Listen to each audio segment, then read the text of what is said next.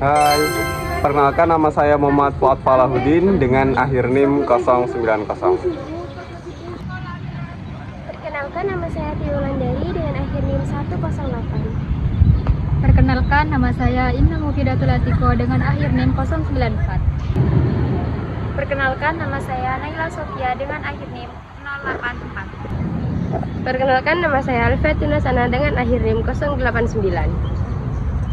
Perkenalkan nama saya Dinda juga Judistira dengan akhir NIM 087. Pendidikan sering kita anggap sebagai sesuatu yang sudah pasti kita dapatkan. Setiap hari kita belajar di ruang kelas yang nyaman dengan fasilitas yang memadai. Namun, kenyataannya tidak semua anak di Indonesia merasakan hal yang sama. Masih ada yang harus berjalan jauh, bahkan belajar di sekolah dengan kondisi yang kurang layak. Padahal, dalam Undang-Undang Dasar 1945, tepatnya pada pasal 31 ayat 1, dinyatakan bahwa setiap warga negara berhak mendapatkan pendidikan. Ini berarti pendidikan bukan sekedar pilihan, melainkan hak dasar yang wajib oleh negara. Lalu pertanyaannya, apakah hak tersebut sudah benar-benar terlaksana secara merata di Indonesia? Untuk memahami pasal ini, kita tidak hanya melihat bunyi, tetapi kita juga harus mengetahui makna yang terkandung di dalam. Pasal 31 ayat 1 menyatakan bahwa setiap warga negara berhak memperoleh pendidikan. Dalam perspektif hukum, kata berhak menunjukkan adanya kewajiban negara untuk memenuhi hak tersebut. Artinya, pendidikan merupakan hak konstitusional yang dijamin oleh negara dan tidak boleh diabaikan.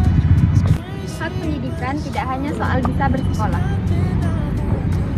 tetapi juga mencakup ketersediaan fasilitas, Akses yang merata, dan kualitas pendidikan yang layak.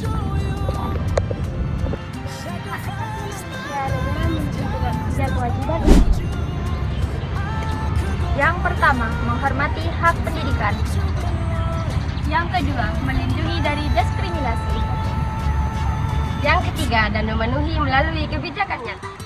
Namun, implementasi di lapangan menunjukkan kondisi yang belum ideal. Di daerah terpencil masih ditemukan sekolah dengan fasilitas yang tidak layak, Keterbatasan ruang kelas dan sarana belajar, serta kurangnya tenaga kerja pendidik. Kondisi ini berdampak pada rendahnya kualitas pembelajaran Dan menurunkan partisipasi serta motivasi siswa. Selain itu, ekonomi menjadi penghambat utama. Banyak anak yang tidak dapat melanjutkan pendidikan karena keterbatasan biaya dan akses. Hal ini menunjukkan bahwa implementasi pasal belum terpenuhi secara substansial. Terdapat kesenjangan antara dezolen dan dezain. Dezolen merupakan kondisi ideal menurut hukum, Sedangkan dezain adalah kenyataan yang terjadi. Ketidaksesuaian ini menunjukkan bahwa pelaksanaan kurang efektif. Permasalahan utama bukan pada aturan, Melainkan pada pemerataan dan memperluas di lapangan.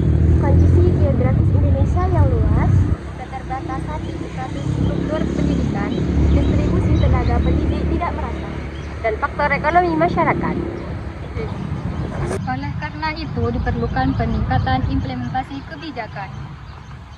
Melalui pemerataan pembangunan pendidikan, meningkatkan kualitas fasilitas, serta distribusi tenaga pendidik yang lebih adil. maksud. Dengan demikian, hak pendidikan tidak hanya dijamin secara hukum, Tetapi juga benar-benar dirasakan oleh seluruh masyarakat. Pasal 31 ayat 1 menjamin hak pendidikan. Namun, implementasinya belum merata. Masih terdapat berbagai kendala yang perlu diselesaikan Agar benar-benar pendidikan adil. karena pendidikan adalah hak, bukan privilege. Berdasarkan pembahasan yang telah disampaikan, dapat disimpulkan bahwa pasal 31 ayat 1 Undang-Undang Dasar 1945 telah memberikan jaminan yang kuat terhadap hak pendidikan sebagai hak konstitusional setiap warga negara.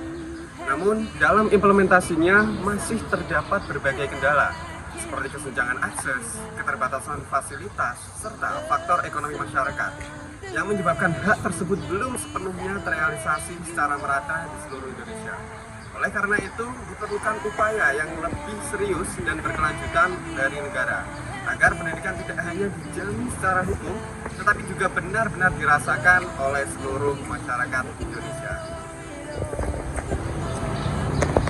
Laban Are you ready?